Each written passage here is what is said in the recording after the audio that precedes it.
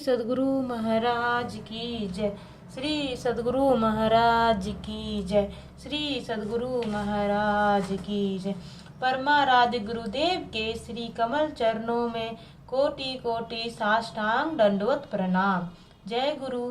सभी सत्संगी भाई बहनों एवं माता जी को मेरा नतमस्तक प्रणाम। आज का विषय है चेतावनी सत्संगियों को।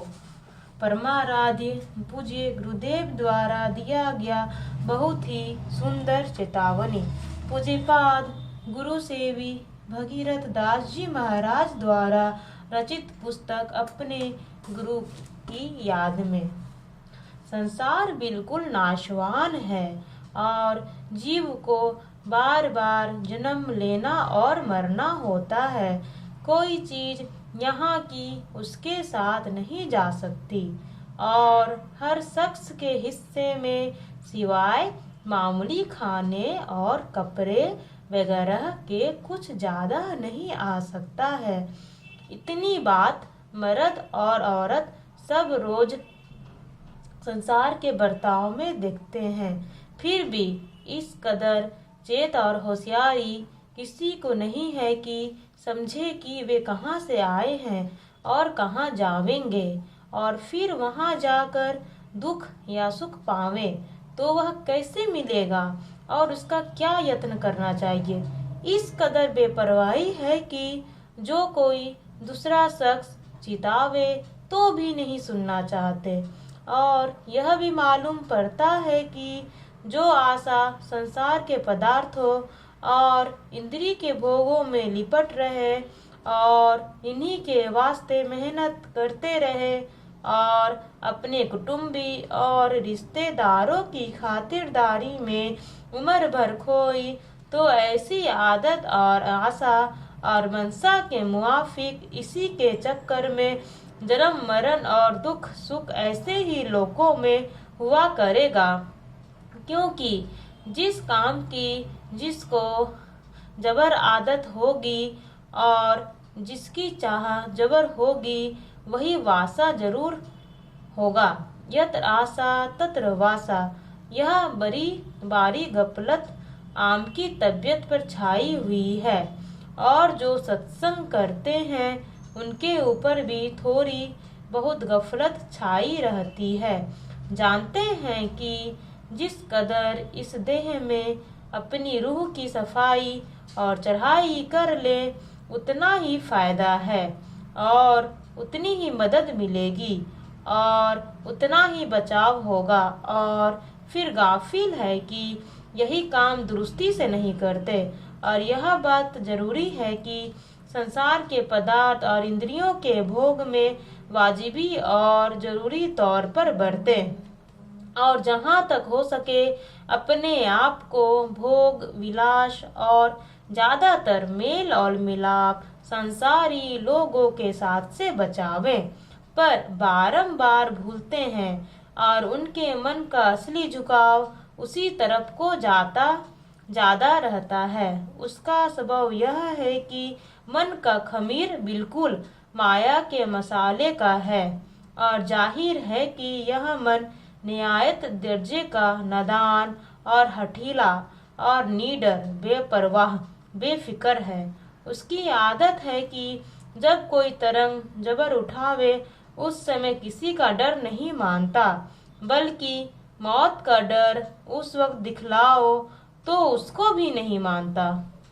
किसी किसी काम में दुख भी पा चुका है पर जबर तरंग के वक्त में उसकी भी याद दिलाई जावे तो भी कुछ असर नहीं होता और भूल व गफलत यहाँ तक है कि परमार्थ के वचन को बिल्कुल याद नहीं रखता।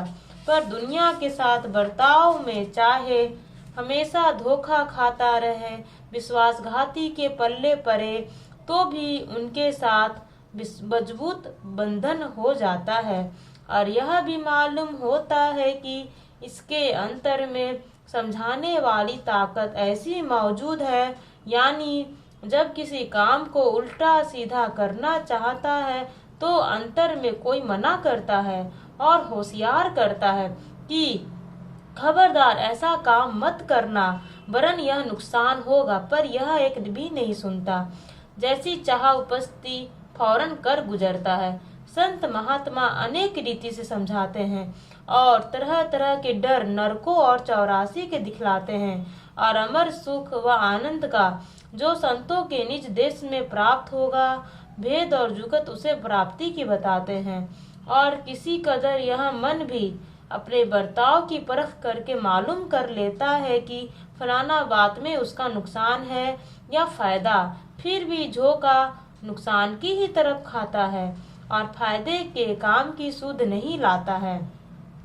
ऐसा जो मन है उसकी तरफ से परमार्थी को खूब होशियार रहना चाहिए और चाहिए कि सच्चे मालिक व सद्गुरु के दया का बल लेकर अभ्यास व सत्संग खूब होशियारी के साथ करता रहे, तो आहिस्ता आहिस्ता मन दुरुस्त हो जावेगा। सिवाय इसके मन दुरुस्ती का और कोई उपाय नहीं है। जवानी में मन की तरंगों और इंद्रियों के जोर को रोकना अलबत्ता किसी कदर कठिन है, पर अधेड़ अवस्था में और जबकि बुढ़ापे की अवस्था शुरू होती है, मन और इंद्रियों का भोग विलास की तरफ से रोकना बहुत कठिन नहीं है।